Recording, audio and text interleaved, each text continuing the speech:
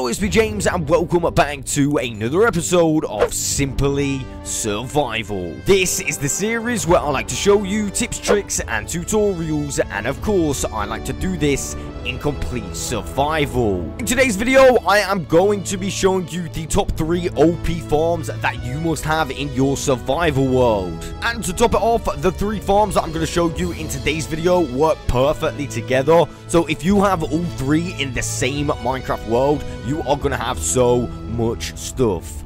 But with that being said, let's jump straight on into the video. Farm number 1 on today's list has got to be the OP gold farm. This is not just OP, I'm going to go so far as to say this is super OP.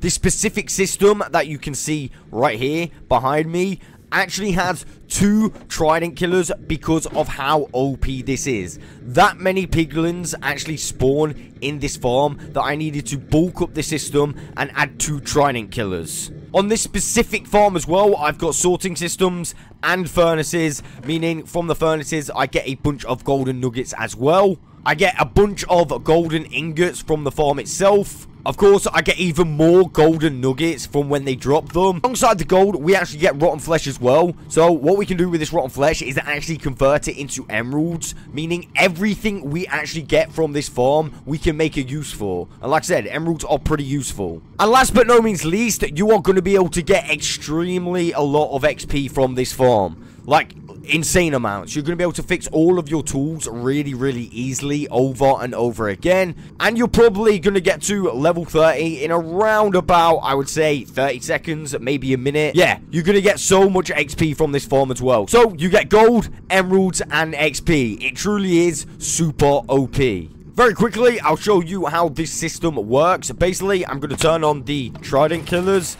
and then we will go up the top over here and turn on the actual farm. Now, when I turn this on, we'll go up here and you will see a bunch of piglins start to spawn from each of the portals. And of course, now they're getting siphoned down to our trident killers. And I will show you where I stand to get some XP. So if we just go down to our little gold storage collection, you can see we've got some XP in there already. So if I just hold this and walk underneath here, I'll be able to fully get that XP. I could just stand here and fix all of my tools, to be fair.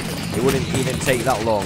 So, yeah, I built this little bit in the middle so I get access to both sections. Meaning, yeah, I'm going to get both bits of XP, not just one, of course. I would say the only downside to this farm is the fact that it is super loud. I mean, they recently changed the portals, so they make a smashing sound. And yeah, like I said, it is super loud. So what I'm going to do is wait for these piglins to siphon through, and then I will just turn the trident killers off. So they're nearly done, as you can see.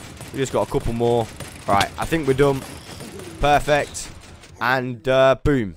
As you can see, all of my tools are now actually fixed. I don't have anything else to fix, but if I go up here, I should be able to gather the XP. So yeah, that is how this system works. If you build this exact system, you are never going to need to worry about XP ever again. You're never going to need to worry about gold again, and you're also going to get some emeralds for your work as well. So it's pretty nice, and yeah, it's pretty resource friendly. I've got a full tutorial which I'm going to put in the description below, but honestly, if you haven't got this specific farm in your world, I would definitely consider making it, because you're definitely missing out if you've not got it.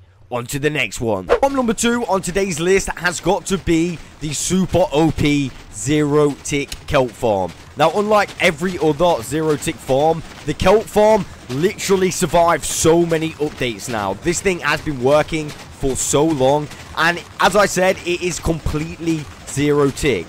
Meaning, we do not need no fuel to make this farm. We do not need to fuel the kelp for it to grow. We literally get infinite kelp for just pulling a lever. You can quite literally see how fast these chests are filling up as I'm talking right now. Every second I talk, another one goes into the chest. It is truly insane. Now, a few of you might be thinking, but James, what on earth do I want a bunch of kelp for? Well, kelp has a fair few uses. Let me show you some right now. Firstly, if you have a system like this, as you can see, you can put some kelp in and put it through a composter. like this, and you will actually get yourself a infinite source of bone meal as well. So not only have we got an infinite source of kelp, but we've got an infinite source of bone meal as well. That's pretty nice, right? Now, having bone meal is alright, but another really good use, which I would say is slightly better, is the fact you can quite literally use kelp to smelt itself. So we can use kelp as a fuel. All we've got to do is smelt it using kelp, and yeah, you'll get yourself some dried kelp. I mean, you can smelt it using anything, but it just makes sense to get this dried kelp afterwards, and then go to a crafting table, make ourselves some dried kelp blocks, a little bit like that, and then we can put the dried kelp blocks in the fuel system, as you can see, and we will be able to continuously smelt down our kelp, making ourselves an infinite fuel system as well. Now, if this farm manages to survive into the 1.21 update and auto crafters get introduced, we are literally going to be able to make automatic fuel systems. Like, that is going to be absolutely insane. If you absolutely made a huge furnace system smelting down kelp, you can actually get yourself a little bit of XP from this as well. Now, I'm going to take this out, and hopefully we get a little bit of XP. I'm not sure if enough has gone through yet, but let's have a little go. Alright, I heard a little bit of XP. Of course, I've got so much XP anyway, so it wouldn't really, like, be noticeable.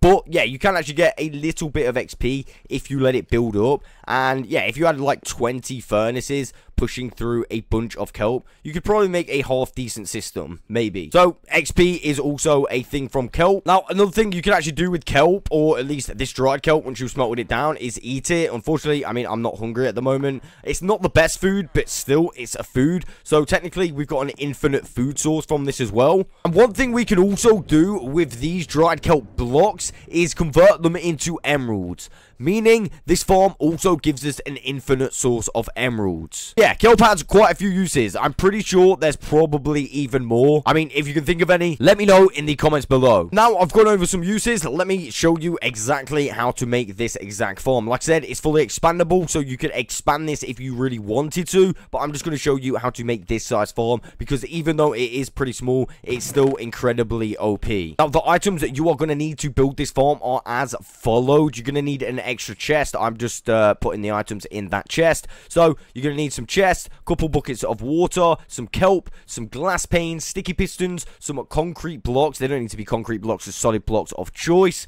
You're also going to need 11 pieces of redstone. Bring yourself a redstone repeater, one lever. You could bring an item frame, that's completely optional. Some pistons, 9 hoppers to be exact. You're going to want 4 pieces of sand, and last but no means least, 4 redstone torches, and you should be good to go. That is everything. The last thing I would say is it is probably best to have this thing inside a chunk. You don't want it on a chunk border, but I mean, if you do have it on a chunk border, I wouldn't go away from it. It should be alright, but if you go away from it, that's when it might break. But the best thing would be to have it in a chunk. First of all, you are going to want to knock out a few blocks like this. So one here, and then miss one, knock out 3 blocks like that. We're going to put 2 sticky pistons, a redstone dust, a repeater on this block, and a redstone torch on this block. We're going to have a solid block here and a solid block just here, and that should make a redstone circuit. Let's turn that off with a lever, and that is the first step complete. Step number 2, let's link up these pistons with a little bit of redstone like that.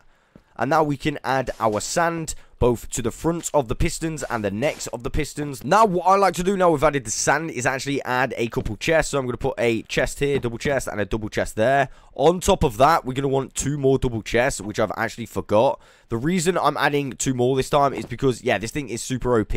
And, yeah, the more chests, the merrier. I've grabbed my other chest. That, of course, means you're going to need some more chests as well. I mean, you could turn these around if you really wanted to, so you don't need the extra chest. But, I mean, I would advise them. Definitely worth it. And now we've got our chest in the right formation. We're going to put 2 hoppers here. Again, we may need a couple of additional hoppers because, yeah, I added a couple more chests, but not to worry. We might be alright. I think we might be alright. As you can see, we've got 4 hoppers here, and then 2 hoppers going into those chests. So if anything goes into these hoppers, as you can see, it will now go into these chests, or at least one of these chests. There it is. At this stage, we're going to want to get our solid blocks and simply start sealing around the outside. So I'm going to start doing that right now. All the way, probably just one past that chest like this. And then also, I'm going to do the back as well. So let's go across the back. Now let's do another layer like this, and on top of the back layer we're actually going to have our normal pistons. So let's grab our normal pistons and place them here, and then once again we can seal them up like this. Perfect. Finally, we can have 2 solid blocks on top of the pistons, and then we can finish it off with a line of solid blocks here. And then, of course, do the same to the other side. A little bit like that. Now, let's go around the back of the build. So, at the back, on those top pistons, we're going to want to put a solid row of blocks, and then one there as well. We're going to want to remove this one. Let's get our redstone torches right now. Place one on this piston. We're going to want one here, and then one here. And that will line us up perfectly to add our redstone at the top. So that's exactly what I'm going to do. So we're going to have one piece there, and here, going all the way around. And that should be good to go, charging those top pistons. One thing I've done is just took away these blocks. And now what we are going to do is grab our panes and our glass and our kelp. So first of all, we're going to want to, we're going to want 2 more hoppers. We have got enough hoppers. We're going to put 2 hoppers into there like that. Let's block these 2 hoppers up like that, and then waterlog both of these hoppers. Now we'll be able to place it in our kelp. And then finally, you want to add your remaining glass panes like this, and it will seal it all up, allowing you to finish the farm. I'm just going to add a couple blocks here to seal the back off, and we are good to go. As soon as I turn this on, you can see we now have an infinite source of kelp. And that, my friends, is how to build a super OP kelp farm. Now, remember, you can fully expand this, but even if you just had 2 of these little ones, I mean, yeah, you are going to get so much kelp. On to the next farm. And last but no means least, I am going to include the super OP villager trading station. Now, it is not for the fact that they are really good prices. The prices, as we all know, are no longer the best prices. However, we can still get right now in this update a number of different items from these villagers. They have not changed the trades of these villagers yet, meaning we can still get mending books for a really good price. Not quite 1 emerald trade, but we can still get them for a really good price. In fact, we can pretty much get any enchanted book for a really good price. Like I said, not quite 1 emerald trade, but we can get them for a decent price. Alright, I just came upstairs, and there's totally a villager just upstairs. How did you get here? I'm gonna have to kill this guy, I'm sorry. I do not trust why you're here. I have no idea. Why is that villager here? Do you know anything about it? Maybe walk down from there. I have no idea. We'll have to investigate very soon. But basically, yeah, I have some really good prices of mending books, which I've got really recently. You can see here, 10 emeralds for 1 mending book. That is pretty good. And like I said, you can get a number of different enchantments as well. I've just been stocking up here, as you can see. But not only that, we can actually get a bunch of other stuff, not just the enchantments from this farm. Now, I know emeralds are a little bit more harder to acquire using this farm, but if we have the gold farm and the kelp farm, which I've both showed you in this video, like I said, we can quite literally trade the products that we get from those farms to emeralds. Look, we can literally trade this rotten flesh, which is literally good for no one, into emeralds. Yeah, it's a bit tedious having to actually do the trades, but I mean, unless Mojang adds auto trading, I mean, that would be insanely OP, so I don't hope that they do add that. But if they did, yeah, that would be crazy. And yeah, we can just get a bunch of emeralds, as you can see. I could go down the line here, trading this rotten flesh, and because we've got an infinite source of rotten flesh, it really doesn't matter. I'm literally just winning right now. I'm going to get so many emeralds from literally something that would normally go to waste. That's why I said at the beginning, if you use these farms as like a trio, you are going to get so much benefit from them. If you get butchers, as I also said, you can trade these blocks, which we've got an infinite source of. And we can get a bunch of emeralds from that as well. So in my opinion, this farm is nowhere near as OP as it used to be, but I would say it is still incredibly OP. For example, we still have many different ways to get XP from this farm. A couple of ways include literally buying XP bottles for 2 emeralds. We can buy a bunch of that. And not only that, when we do the trade itself, we get XP. So we get XP for doing the trade. And we also literally buy XP. It's a win-win. And like I said, as of right now in this update, you can quite literally, although they are higher priced, get every single diamond piece of equipment you need from this farm. So you can literally buy diamonds from this farm.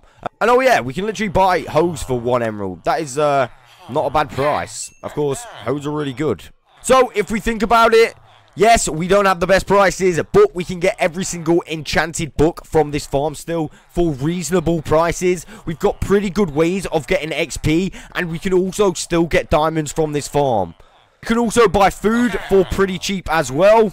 And if I didn't spend all my emeralds, I could literally buy beds for 2 emeralds as well. Which means I could quite literally use these beds to go netherite mining or ancient debris mining in the nether. So technically speaking, this farm actually provides a way of getting ancient debris as well. The farm itself is nowhere near as OP as it used to be, but I think it is still actually pretty OP. I mean, I've been messing around with it still, and yes, we still get a little discount, and we can still get all of that I just showed. I mean, they are still pretty OP.